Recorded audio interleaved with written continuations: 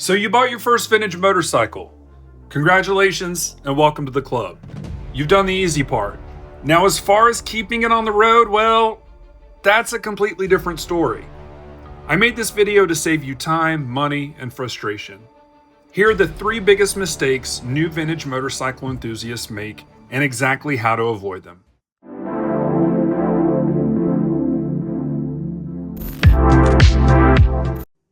Mistake number 1, treating a vintage motorcycle like a modern motorcycle. Vintage motorcycles were designed in an era when owners were expected to perform regular maintenance. They're machines that require a relationship, not just gasoline like new motorcycles. They're not going to be turn the key and go. And if you're expecting fuel injection behavior from a carbureted motorcycle built in the 70s, you're really setting yourself up for disappointment. Riders often wait until something breaks. Vintage bikes reward preventative maintenance instead. You might be asking yourself, what are some of these preventative maintenance items?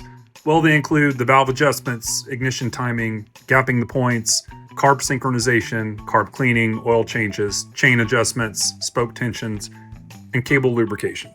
And whatever you do, don't underestimate age, because over time, rubber hardens, seals shrink, fuel lines crack, electrical connections corrode, tires age out.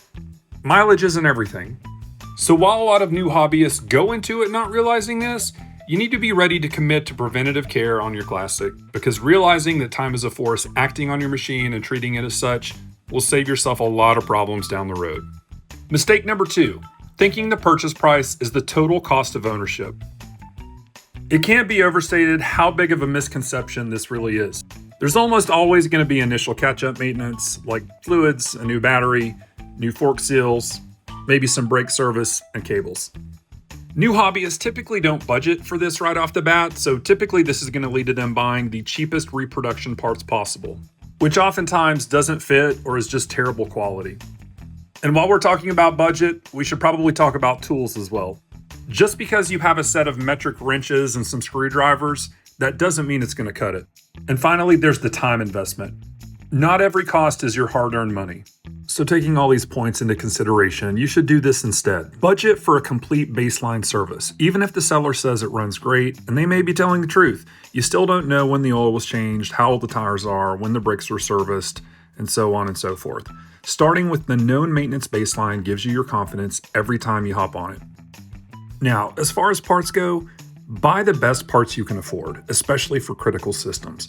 I've learned that a quality OEM part or a trusted aftermarket brand is almost always cheaper than buying the same cheap part 2 or 3 times from eBay. Because saving $20 isn't worth spending your entire Saturday diagnosing a problem caused by a bad reproduction part. Leave room in your budget for tools, a feeler gauge, timing light, a multimeter, and a torque wrench. These aren't just expenses, they're investments. Every tool you buy is something you'll use again and again, and before long, you'll realize you save more money doing the work yourself than the tools ever cost. And finally, just accept that time is part of the hobby, and time is money. You're going to spend evenings reading service manuals, watching repair videos, waiting on parts, and chasing down little issues. At first, it feels like you're not riding enough, but eventually you realize that's just part of what makes vintage motorcycles so rewarding. You're not just riding them, you actually understand them. Mistake number 3, buying the wrong vintage motorcycle for you. And when I say buying the wrong type of bike, this is what I mean. Buying something because it's the coolest looking one you can find. Buying someone else's unfinished project or just because it's cheap. Buying something because it's rare. And finally, buying above your experience level. So, instead of falling into any of those traps, you should do this instead. Don't buy something just because it's the coolest looking one you can find. Buy the bike that's easiest to own, with strong aftermarket support, easy to find replacement parts, a lot of YouTube tutorials, and a readily available service manual. When it comes to project bikes, try not to get sucked into those.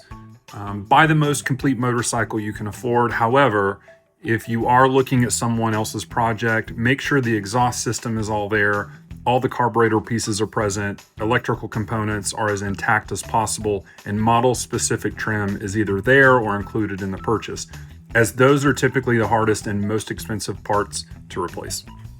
Now, with regard to the super rare bikes, try to steer clear of those. Think of your bike as your first teacher. Once you've learned its lessons, you can take those lessons and use them down the road on your dream bike that may be a rare British twin or an early Italian exotic. So yeah, look, none of this is meant to scare anybody away from the vintage hobby. It's actually the opposite. I just want you to know what you're getting into. If you go into it with realistic expectations, you leave a little bit of room in the budget for maintenance and tools, and you pick a bike that's going to help you enjoy the hobby instead of fight it every weekend, I think you're going to have a blast. So if you've been doing this for years, let me know down in the comments which one of these mistakes got you when you first started, because I know I've definitely been guilty of more than one of these. So thank you for watching, and until next time, ride safe and keep the classics alive.